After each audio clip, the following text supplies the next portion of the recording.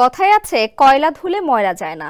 Israeli প্রধানমন্ত্রী Benjamin নেতানিয়াহুর ক্ষেত্রে কথা অনেকটাই মিলে যায়। যেখানে যান যাই করেন বিতর্কের জন্ম দেন তিনি। এবার শোনা গেল সাবেক ব্রিটিশ প্রধানমন্ত্রী বরিস জনসনের টয়লেটে গিয়ে নাকি অবাক কাণ্ড ঘটিয়েছেন নেতানিয়াহু।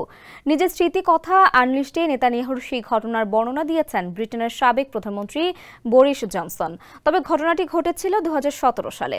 ওই সময় জনসন ছিলেন পররাষ্ট্রমন্ত্রী।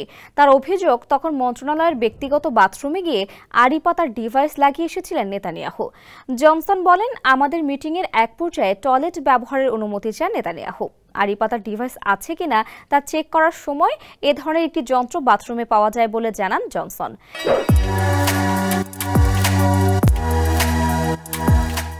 ইসরায়েলের শীর্ষ কর্মকর্তাদের এ ধরনের কাণ্ড ঘটানোর নজির রয়েছে। এর আগে 2018 সালে ইসরায়েলের গোয়েন্দা সংস্থা মোসাদের বিরুদ্ধে একই ধরনের অভিযোগ উঠেছিল।